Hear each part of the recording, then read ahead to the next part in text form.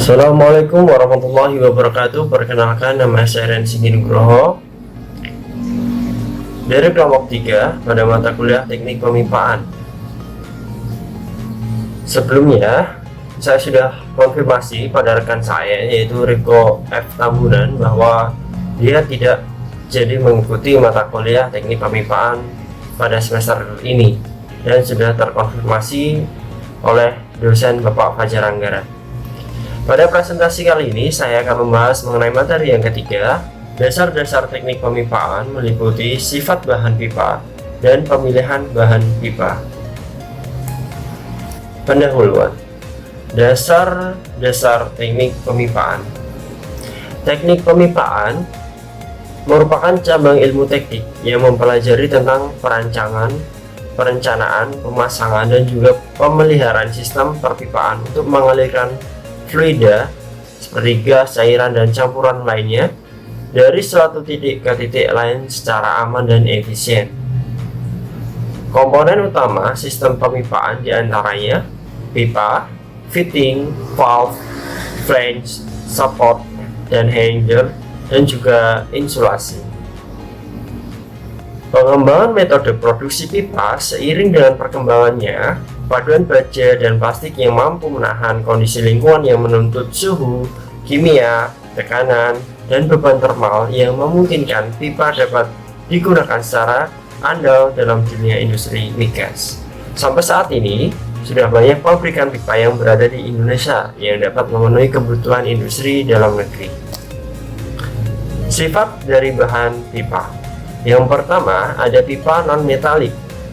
Pipa non-metalik merupakan sebuah pipa yang terbuat dari bahan non-metal, yaitu plastik atau komposit, yang merupakan epoksi atau polyester dan resin, yang memiliki sifat diantaranya tahan terhadap korosi, lebih lentur dibandingkan dengan pipa metalik, dan mempunyai kekuatan pipa yang relatif rendah.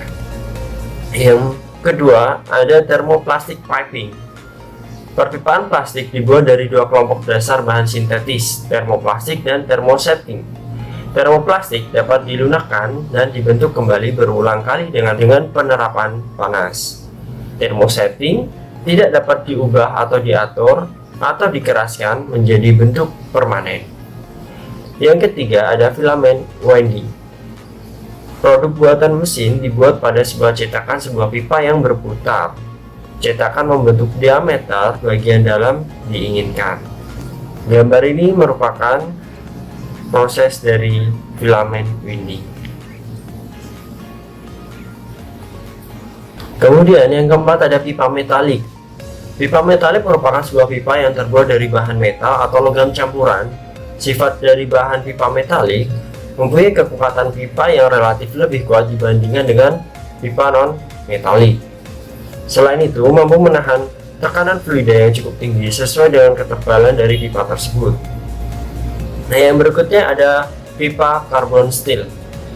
Pipa carbon steel mempunyai sifat tidak tahan terhadap korosi dan mempunyai sifat yang korosif apabila dialiri fluida yang mempunyai kandungan karbon dioksida cukup tinggi. Yang berikutnya ada pipa stainless steel. Pipa stainless steel umumnya mempunyai sifat tahan terhadap korosi dan tahan terhadap fluida yang mempunyai kandungan karbon dioksida cukup tinggi. Dan berikutnya ada pipa DSS atau duplex stainless steel. Pipa ini sangat tahan terhadap korosi dan tahan terhadap fluida yang mempunyai kandungan klorid dan karbon dioksida cukup tinggi. Kemudian ada pipa PVC. Proses ekstrusi pipa PVC di antaranya yang pertama hopper, tempat memasukkan bahan biji palet material termoplastik. Kemudian kedua, skru, mengalirkan material yang telah meleleh menuju cetakan. Yang ketiga, ada barrel, merupakan rumah skru atau tempat pemanasan material. Yang keempat, ada dies atau cetakan. Yang berikutnya ada pipa FRP. Hand layup atau kontak molding adalah metode paling sederhana yang digunakan untuk membuat pipa fiberglass dan alat kelengkapannya. Bagian dibuat di atas cetakan yang membentuk diameter sebuah pipa. Serat kaca yang bercampur dengan resin diaplikasikan secara berulang-ulang sampai mendapatkan ketebalan pipa yang diinginkan. Nah, kemudian masuk pada pemilihan bahan pipa. Pemilihan bahan pipa harus disesuaikan dengan pembuatan teknik pemipaan, dan hal ini dapat dilihat pada ASTM serta ANSI dalam pembagiannya sebagai berikut. Yang pertama, perpipaan untuk pembangkit tenaga atau power plant, kemudian perpipaan untuk industri bahan gas, perpipaan untuk penyulingan minyak mentah, perpipaan untuk pengangkutan minyak, perpipaan untuk proses pendinginan, perpipaan untuk tenaga nuklir, dan juga perpipaan untuk distribusi dan transmisi gas. Selain dari penggunaan instalasi atau konstruksi seperti yang diterangkan di atas, perlu pula diketahui jenis aliran, temperatur, sifat korosif, faktor gaya, serta kebutuhan lainnya dari aliran serta pipanya. Nah, kemudian berdasarkan cara pembuatan, secara umum mengenal dua jenis pipa baja.